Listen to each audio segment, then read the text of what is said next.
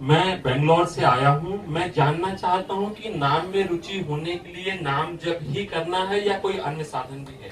हाँ, उसमें अन्य उसकी उत्साह वर्धन के लिए सबसे प्रधान साधन है सत्संग। साधन को हरि भजन है, कह सत्संग सहाय। जैसे हमें किसी मार्ग में चलना होता है तो पहले मार्ग बताने वाला हमें चाहिए। जहां हमें चलना है हमें उसकी जानकारी के साथ हमें उत्साह वर्धन करने वाला चाहिए। फिर हमें चलने के लिए सामर्थ्य चाहिए।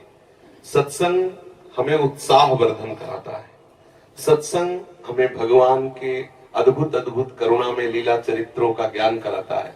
साधु समागम से हमारे हृदय में भगवान नाम रूपी धन के प्रति महत्व बुद्धि होती है। पहला सबसे सावधानी की आवश्यकता है कि कुसंग त्याग करके सत्संग करें। दूसरी सावधानी की आवश्यकता है भोजन। अगर आप यहाँ सत्संग की और गंदे विचार वालों का संग किया, अभिमानी जनों का संग किया, तो इसका रंग नहीं चढ़ेगा। क्योंकि बहुत जन्मों से हम उसी कुसंग में पड़े रहे। अगर कुसंग ना होता तो हमारे हृदय में भगवत प्रीति उदय हो गई होती। ये पहचान है। कुसंग की पहचान है नाना प्रकार की दुर्वासनाएं, शरीर भोग आदि के लिए हमारे हृदय में लालसा होना, वो है। इसका मतलब बहुत समय से कुसंग होता रहा है।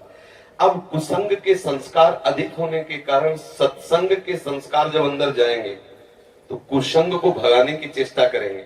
और कहीं कुसंग मिल गया तो कुसंग के संस्कार और पुष्ट हो जाएंगे।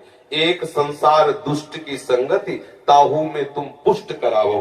विनती करो सकल धर्मिंसो, धर्मी हुए दिन नाम धराओ।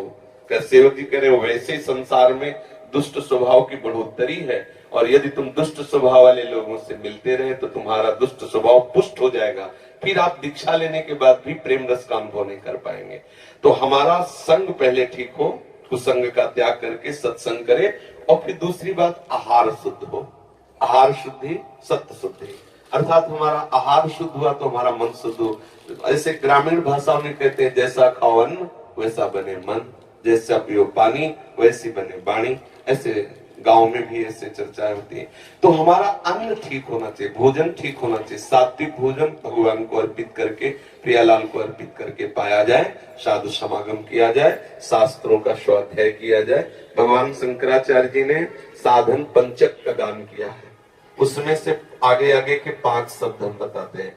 पहला है वेदो नित्य मधीयताम, दूसरा है संगा सत्सु निधीयताम, तीसरा है महावाक्यार्थस्य विचारिताम, चौथा है क्षुद व्याधित चिकित्सिताम, पांचवा है एकांते सुखमाश्रिताम अथातो ब्रह्म जिज्ञासा। पहले का तात्पर्य है कि जो भगवत प्राप्ति करना चाहता है उसे शास्त्रों का स्वाध्याय अनिवार्य। यदि पढ़ा लिखा नहीं है तो जहां शास्त्रों का गान होता है वहां सुनना चाहिए। श्रवण से भी पठन का लाभ प्राप्त हो जाता है। श्रवण और पठन का एक ही फल है। सेवक हरिवंश महाप्रभु ने कहा, श्रवण सुनत प्रापक रति राधा पद अम्बुज सुकुमार। यदि हम प्रियालाल की चर्चा सुनते रहे, वाणी सुनते रहे, तो हमें प्रियालाल के चरणों में प्रेम हो जाए। वेदो नित्य मधीयताम, शास्त्रों का हम नित्य स्वाध्याय करें या श्रवण करें। संगा सत्सु विधीयताम, हम संग करें तो महापुरुषों का संग करें, जिनके संग से हमारे अंदर के विकार मिट जाएं, जिनके संग से प्रभु प्यारे लगने लगे, जिनके संग से हमें संसार के भोग के प्रति हे बुद्धि हो जाए, ऐसे संतों का हम संग करें। और महावाक्यार्थस्य विचारिताम, जो महापुरुषों ने अनुभव किया है, वो जो वचन बोलते हैं। वैसे यहाँ महावाक्य का तात्पर्य तो अहम ब्रह्मास्मादि से है, लेकिन हम उसको इस रूप में लेते हैं कि जो संत महापुरुषों ने जीवन में अनुभव करके और वो शास्त्रों का सार वाक्य बोलते हैं, विचारिताम वाक्यार्थस्य विचारिताम, हम उनके वाक्यों के अर्थ का विचार करें।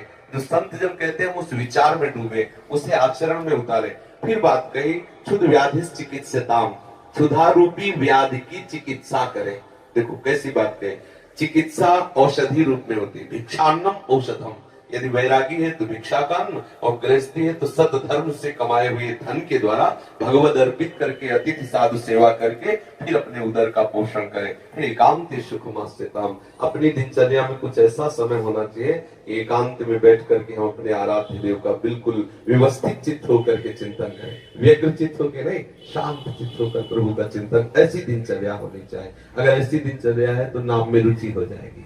खान पान ठीक हो, संग ठीक हो, विचार ठीक हो, आचरण ठीक हो, तो रोज नाम में उत्साह बढ़ता चला जाएगा। अब एक मटकी में चाहे जितना पानी भरो, थोड़ा सा छेद कर दो तो भरेगी नहीं, खाली होती चली जाएगी। ऐसे ही अगर थोड़े से गंदे आचरण, थोड़ा सा असाधन, तो हम नाम जब करते हैं वो भरता नहीं है नाम का भाव, वो धीरे धीरे निकलता रहता है। बहुत समय व्यतीत हो जाता है, फिर हमें अश्रद्धा होने लगती है कि यार नाम जपने से कुछ लाभ तो मिला नहीं, अभी वही विकार बने हैं, अभी वही वासना है। सुनते थे नाम में आनंद मिलता है, लेकिन आनंद तो मिला नहीं। नाम आनंद में है, पर उसके साथ जो हमें परहेज करना है वो हम कर जाए तो बहुत जल्दी लाभ प्राप्त हो जाएगा। धीरे धीरे धीरे धीरे नाम का प्रभाव ऐसा चढ़ेगा कि जिह्वा को और कुछ अच्छा ही नहीं लगेगा। ये जो षट्रस आदि व्यंजन है बिल्कुल अच्छा नहीं लगेगा। देखो, जिसको सांप काटता है ना गाँव में, उसे नीम की पत्ती खवाई जाती है पहचान करने के लिए, जहर चढ़ गया कि नहीं। पूछा जाता है कैसा लगा, उसने कहा कड़वी, तो बोले सांप जहरीला नहीं था क्योंकि जहर नहीं चढ़ा।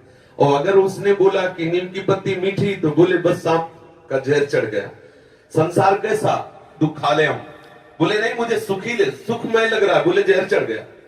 ये काल रूपी सर्प का जहर चढ़ गया, क्योंकि विषय मुझे जो दुख देने वाले वो सुखमय लग रहे हैं।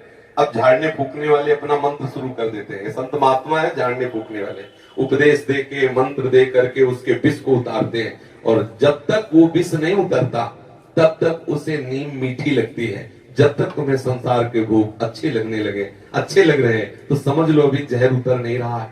बराबर मंत्र जाप करते रहो, बराबर सत्संग करते रहो, और जहां जहर उतरा तो राधा नाम सुधार तुम जिह्वास्त में पियो। आंखों से आंसू आएंगे, जिह्वा से नाम निकलेगा, रोम रोम खड़ा हो जाएगा। ऐसा नाम महासुखमय है, पर हम अभ्यास करते रहे।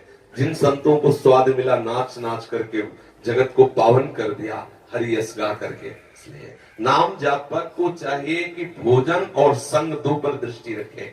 भले उपवास करना पड़े, अशुद्ध अपवित्र जिसे हम जानते नहीं, जिसके चरित्र को हम नहीं जानते, उसके हाथ का ना पावे। पता नहीं कौन से आचरण करके कैसा लाया है भोजन, वो हमारी बुद्धि को कैसा प्रभावित कर दे। ये अगर दो बात ध्यान रहे, संग और भोजन, तो हमारा भजन बढ़ता चला जाएगा।